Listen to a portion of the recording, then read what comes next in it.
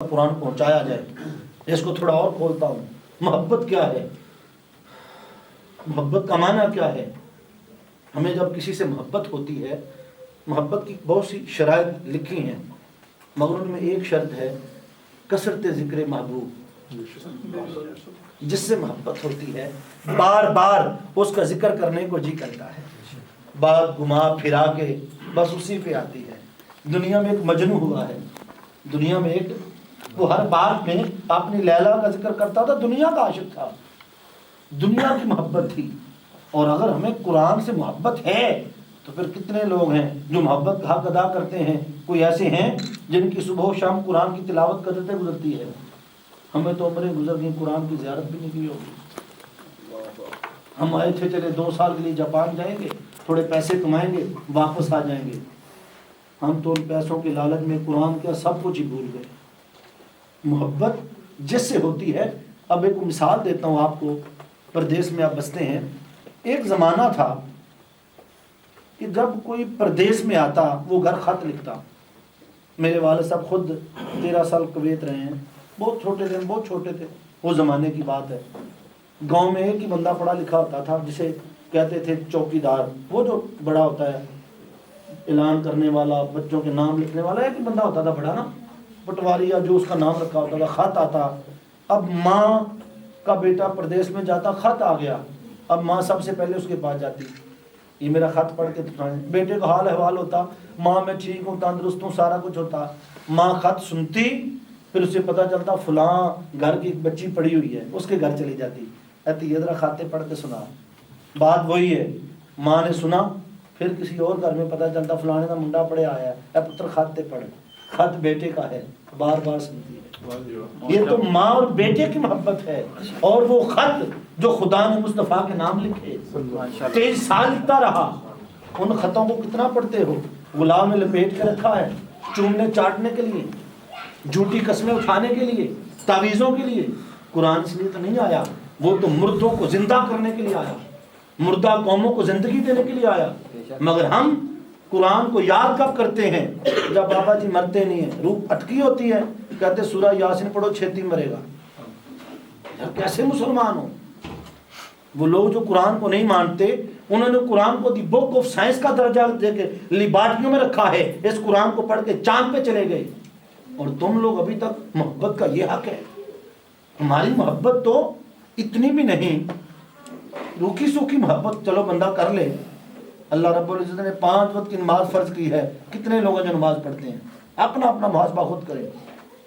ارے جس مالک سے محبت ہو، اس کے قرآن سے محبت ہو۔ ہمارے پاس اتنا وقت نہیں ہے، ہم اتنے اندھے ہو چکے ہیں دنیا کی محبت میں، معذرت کے ساتھ۔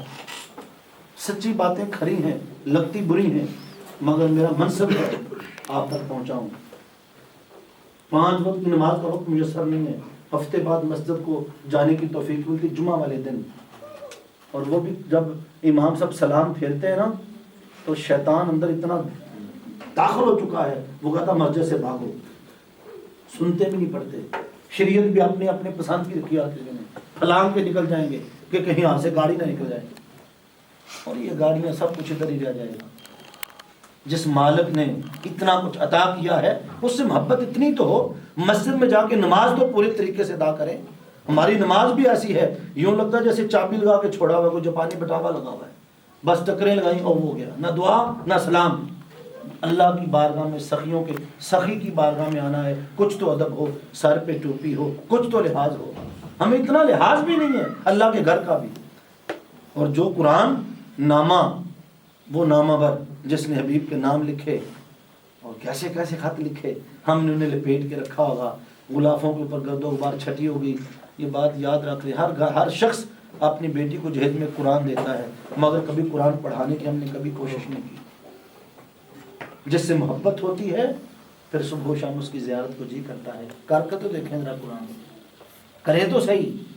اور اگر ہم محبت میں کامل ہو جائیں، یہ قرآن کا حق ہے، اور محبت پھر ہر چیز کو پیچھے رکھتی ہے، اولاد بھی نیچے، ہر چیز نیچے، پھر قرآن کی محبت اوپر ہوگی تو تب جا کے ہم قرآن کا پہلا حق ادا کریں گے۔ جب قرآن کا پہلا حق ادا کریں گے تو یہ ہے قرآن سے جو ہم اعراض کیے بیٹھے ہیں، پھر ہماری معیشت بھی مضبوط ہوگی، دلوں کا سکون بھی ملے گا، حشر میں زیارت مصطفیٰ بھی ہو۔ میں مختصر کر رہا ہوں۔ قرآن کا دوسرا حق ہے حق ادب۔ میں نے دیکھا ہے، شاید آپ نے بھی دیکھا ہو، ایک زمانہ تھا ہم جب مسجد میں پڑھنے جاتے چھوٹے چھوٹے تھے، ہمارے والدین مسجد سے انگلی پکڑتے مسجد میں چھوڑ کے آتے تھے، نوجوان بیٹیاں بیٹے اکٹھے پڑھتے تھے، قرآن کی تلاوت کر رہا ہوتا کوئی پیٹھ نہیں کرتا تھا۔ دیکھا آپ نے یہ منظر؟ کتنا ادب ہوتا، لوگ قرآن کو پیٹھ نہیں کرتے تھے، قرآن کی تلاوت کر رہا ہوتا کوئی جوتا اوپر نہیں کرتا تھا، اتنا ادب تھا۔ میں آج بھی صبح سندھ جاتا ہوں، جب مجمع میں جائیں، ہزاروں کا مجمع قرآن ہے، پورا مجمع کھڑا ہو جاتا قرآن کے ادب میں۔ یہ اہل سندھ کا جو ایک طریقہ کار ہے صوبہ سندھ میں، آج بھی ادب کرتے ہیں قرآن کا۔ ہم نے کتنا ادب کیا قرآن کا، کتنے لوگ ہیں کہیں پیٹیوں پہ قرآن پڑھا ٹانگیں کر کے سو رہے ہیں، ہمارے گھروں میں قرآن ہوگا ہمیں پتہ ہی نہیں ہے کہ یہ کتنی بڑی کتاب ہے، اس کو وضو کر کے چھونا ہے، اس کو پکڑنا کیسے، اس کا ادب کیا ہے۔ ہم نے قرآن کا ادب بھی چھوڑ دیا۔ حضرت بشر حافی کا نام سنا ہوگا، بہت بڑے شرابی ہوئے ہیں وقت، انہوں نے باغ بنا رکھا تھا، حضرت بشر الحافی باغ بنا رکھا تھا، اس میں جا کے شراب پیتے، دوستوں کو دعوت دیتے اور اس میں شراب پیتے۔ ایک دن شراب کے نشے میں دھت جا رہے تھے، تذکرۃ الاولیاء میں واقعہ نقل ہے، ایک رستے میں انہیں کاغذ ملا جس پہ لکھا تھا بسم اللہ الرحمن الرحیم۔ شراب کا نشہ تھا، تو کبھی کبھی شراب پینے والوں کو بھی اللہ ادب عطا فرما دیتا ہے۔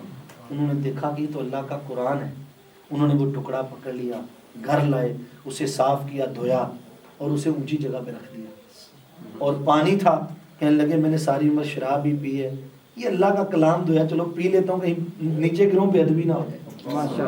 بس وہ پانی پی کے سو گئے، ادھر بشر حافی سوئے، ادھر حضرت ذوالنون مصری علیہ رحمہ، انہیں رب کائنات سے یہ الہام ہوتا ہے کہ جاؤ باغ میں ایک بندہ بشر شراب پی کے سو رہا ہے، اسے جا کے میرا پیغام دے دے کہ میں نے تیری زندگی کے سارے گناہ معاف فرمائے۔ حضرت ذوالنون مصری چل پڑے، باغ میں پہنچے، پیغام بھیجا بشر حافی کو باہر بھیجو۔ بشر کہنے لگا میں کس کو جانتا ہوں، مجھے تو پتہ ہی نہیں کون ملنے ہے، جاؤ سے پوچھو، میرا تو ہے ہی نہیں، دنیا میں کوئی بھی نہیں ہے۔ کہا تمہیں کوئی بندہ بزرگ ملنا چاہتا، کہتا جاؤ پوچھو تمہیں کس نے بھیجا ہے۔ وہ جو پیامی آیا کہ بابا جی بشر کہتا میں کسی سے ملنا نہیں چاہتا، تمہیں کس نے بھیجا، جاؤ اس سے پوچھ کے آؤ۔ تو حضرت ذوالنون مصری فرماتے اسے کہو مجھے تیرے خدا نے بھیجا۔ جب یہ بات کی بشر حافی کی چیخ نکل گئی، ننگے پاؤں بھاگا کہ شاید موت کا بلاوا آ گیا، اللہ نے بلا لیا، شاید موت کا فرشتہ آ گیا۔ باہر آئے، حضرت ذوالنون مصری کھڑے تھے، انہوں نے کہا بشر تمہیں مبارک ہو، مجھے تیرے رب نے تیرے پاس بھیجا ہے کہ تو نے میرے قرآن کا ادب کیا ہے، جا اب زندگی میں ہم نے تجھے ایسا بنا دیا ہے قیامت تک زمانہ تیرا ادب کرتا رہے گا۔ سبحان اللہ۔ بشر حافی کی چیخ نکل گئی، کہنے لگا ذوالنون مصری میں تو شرابی ہوں، مجھ جیسا گناہگار بھی بخشا جا سکتا ہے؟ فرمایا ہاں، تو نے قرآن کی ایک آیت کا ادب کیا ہے، رب کائنات نے بدلے میں تیرے سارے گناہ معاف فرمائے۔ حافی کہتے ننگے پاؤں چلنے والے کو، یہ جب بھاگے نا جوتا نہیں پہنا تھا، ننگے پاؤں آئے، پھر زندگی بھر جوتا ہی نہیں پہنا، روتے تھے، ننگے پاؤں چلتے کہ میری توبہ اس حال میں قبول ہوئی تھی، اسی نشے میں رہو۔ اور حضرت بشر حافی بغداد میں رہتے تھے، بتاؤں جو قرآن کا ادب کرتے ہیں انہیں پھر عزت کیا ملتی ہے۔ بغداد کی گلیوں میں ننگے پاؤں چلتے، کوئی جانور گلی میں پیشاب نہ کرتا تھا کہ بشر حافی کا گزر ہوا، اس کے قدموں کو ہی گندگی نہ لگ جائے۔ جانور بھی حیا کرتے تھے۔ ایک دن ایک شخص اپنی بھینسیں لے کے جا رہا تھا، ایک بھینس نے پیشاب کر دیا، وہ چیخ پڑا، کہنے لگا لوگو آج بشر حافی دنیا میں نہیں رہے۔ جو جا کے پتہ کیا تو حضرت بشر حافی وصال کر چکے تھے۔ قرآن کا ادب کرنے والوں کو مقام یہ ملتا ہے، یہ بشر حافی کہ جنہیں لوگ شرابی کہتے تھے، ایک آیت کا ادب کیا تو مقام یہ ملا کہ امام احمد بن حنبل جو حنبلی فقہ کے امام ہیں، وہ بشر حافی کی مجلس میں آ کے بیٹھتے۔ زمانہ کہتا حضور آپ اتنے بڑے امام، وہ تو مجذوب سا پاگل ہے جس کے پاس آپ جا کے بیٹھتے ہیں، اس کی زندگی تو دیکھیں، ساری زندگی شراب پیتا رہا، آپ فرماتے خاموش ہو جاؤ، میں شریعت کو جانتا ہوں، وہ شریعت والے کو جانتا ہوں۔ اور جب لوگ چلے جاتے امام محمد بن حنبل حضرت بشر راوی کے قدموں کو پکڑ لیتے، فرماتے بشر کو یار کی بات ہی سنا دو۔ ادب کرنے والوں کو یہ مقام ملتا ہے۔ اور پھر ساتھ ایک اور بات عرض کر دوں، امام احمد بن حنبل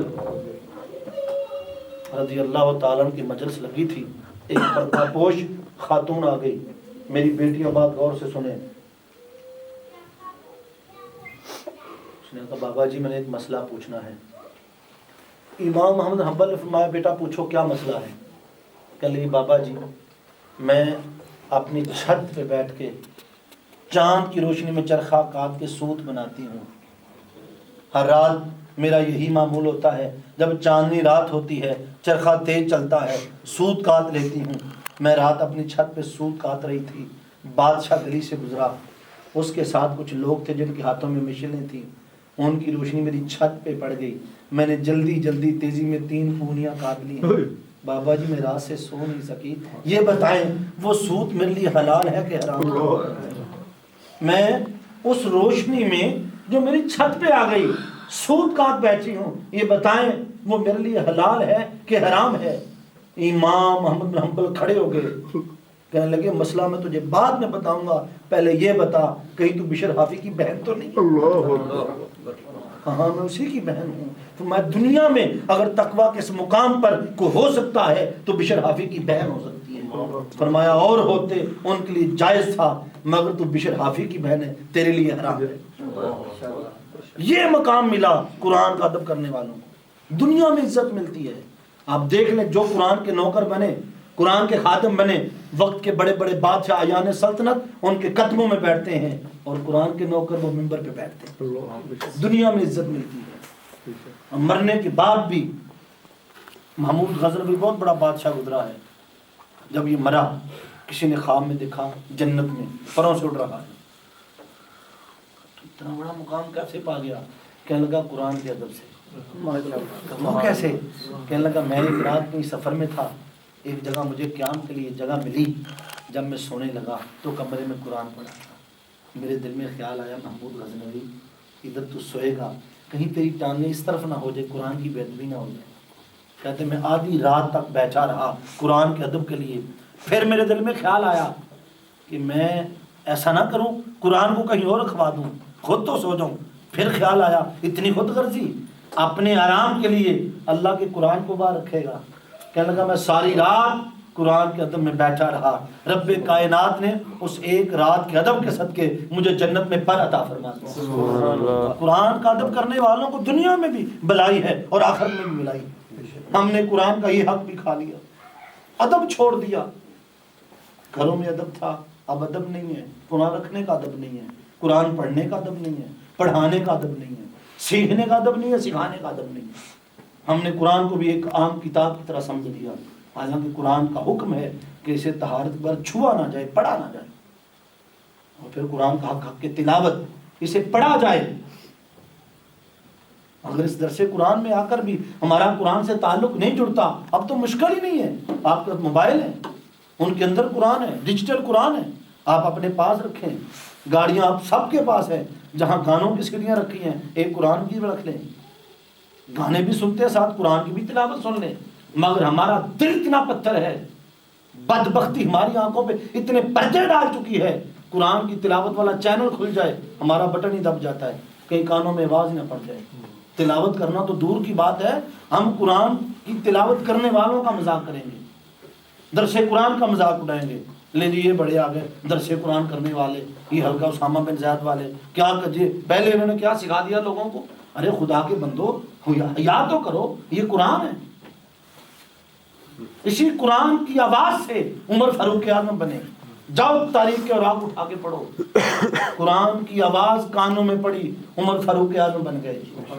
اگر تم قرآن کی تلاوت کرو گے، قرآن کی تلاوت سنو گے، تو کیا اگر ان کا مقدر بدل سکتا ہے تو آج ہمارا مقدر نہیں بدل سکتا؟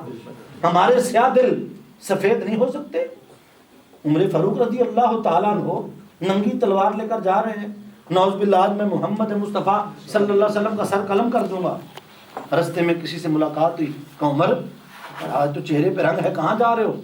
کہنے لگے آج بس میں محمد مصطفیٰ صلی اللہ علیہ وسلم نعوذ باللہ ان کا سر قلم کرنے جا رہا ہوں۔ کہا پہلے اپنے گھر کی تو خبر لے لے، تیری بہن نے کلمہ پڑھ لیا۔ عمر فاروق